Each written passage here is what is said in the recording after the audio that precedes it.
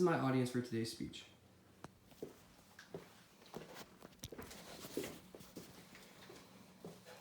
Since I've been a little kid, I've fallen in love with the sport of basketball.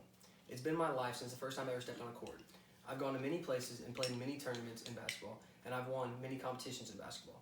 Because of this, I've also fallen in love with the NBA. The NBA stands for the National Basketball Association, and today I'm going to inform you over how the NBA has changed since when it was formed to now, and I'm also going to give you some basic knowledge over the NBA itself. So the NBA was formed on June 6, 1946. At this time, the NBA was completely different than what it is today. There was no three-point line, dunking was seen as what, and there was no overseas or African-American players. So at this time, the NBA was dominated by a small white point guard named Jerry West, a big white man named Bob Cousy, and another big white man named Bob Pettit, who won the NBA's first ever MVP Player Award. At this time, the average height was also 6'3". So over the next 5 to 10 years, the NBA saw that African Americans and overseas players should both be allowed to play. So then came Bill Russell. Bill Russell is a 6'9" African American man who weighed 210 pounds. And at this time, without there being a three-point line, the game was dominated by whoever can get the closest to the basket and score was going to win. So when the Boston Celtics drafted Bill Russell, they became an immediate powerhouse, winning 8 championships with Bill Russell on the team. However, also in the East, playing for the Milwaukee Bucks, was the NBA's first ever 7-foot man. Kareem Abdul-Jabbar stood at 7 foot tall with a staggering wingspan of 8 feet. Kareem dominated even Bill Russell as he could just put his hand over him and drop the ball in the basket. It was pretty crazy. I've seen him play. So with that being said, those two would become the front runners for the MVP race for the next 8 to 10 years or so. And they dominated the 60s. However, in 1967, with these new weight classes coming into the NBA, like Bill Russell, who weighed well over 200 pounds at the time, it was becoming a lot of powerful force on the rims every time a man would dunk. So the NBA in 1967 decided to ban dunking because they were putting too much force on the goals, which is causing too much money from the organizations and from the NBA alike to replace them. This brought a lot of hatred from players and fans alike, and even players like myself, who during that time, I was not live, but I'm trying to watch highlights from that time and there's no dunking. So in 1976, they lifted this rule.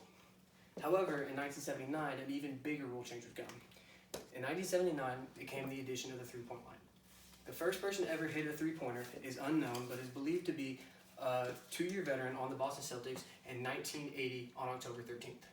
However, the man that would fully adapt a three-point shot into his arsenal would be a rookie at the time named Larry Bird.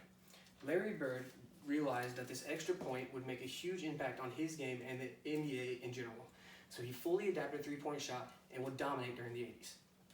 However, while Larry Bird was dominating, there was also a young point guard playing for the Los Angeles Lakers named Magic Johnson. Magic Johnson added what was believed to be the first little bit of flair into basketball with his cool crossovers and his unbelievable passes, and many young kids began to look up to him. Now, with many kids looking up to Larry Bird's three-point shot and Magic Johnson's unbelievable flair, you could imagine that there would be a huge rivalry there, and that there was. Magic Johnson playing for the Los Angeles Lakers on the West Coast, and Larry Bird playing for the Boston Celtics on the East Coast would bring the NBA's first ever great rivalry between teams and players. Magic Johnson and Larry Bird were even signed their own shoe deals, but refused to work together on any type of shoe. So due to this, the Los Angeles Lakers and the Boston Celtics would battle it out for championships during the 80s and were dominated by those two teams. However, in the late 80s, the Chicago Bulls would draft a man named Michael Jordan. Michael Jordan is widely known as being the greatest basketball player of all time, with his unbelievable speed and his 6'7" and his 6'6" stature. So the Chicago Bulls, behind the unbelievable trio of Michael Jordan, Scottie Pippen, and whatever big man they had at that time, because they had 3 different big men, would dominate the NBA in the 90s. However, also during the 90s, it became what is known as the pick and roll era. Between Utah Jazz legendary point guard John Stockton and the legendary power forward Karl Malone, the Utah Jazz would sweep through the West every year before getting beat in the Bulls in the finals every single year. So now we move on to the late 90s and the early 2000s. In the late 90s, there became a man named Shaquille O'Neal who was drafted by the Orlando Magic.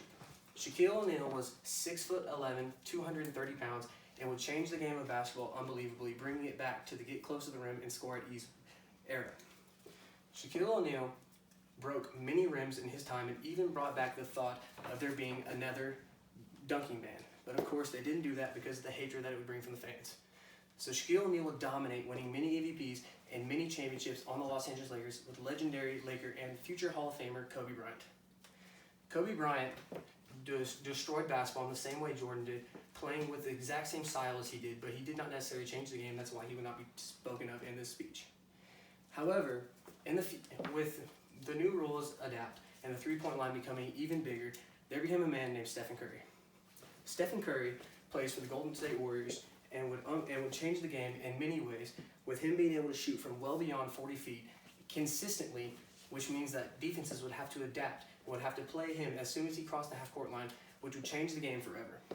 So whether or not your team's good now, whether or not your team has been good in the past, just know that there's going to be more rule changes. There's going to be more styles of play that's going to change the game for your favorite player or your favorite team, no matter what.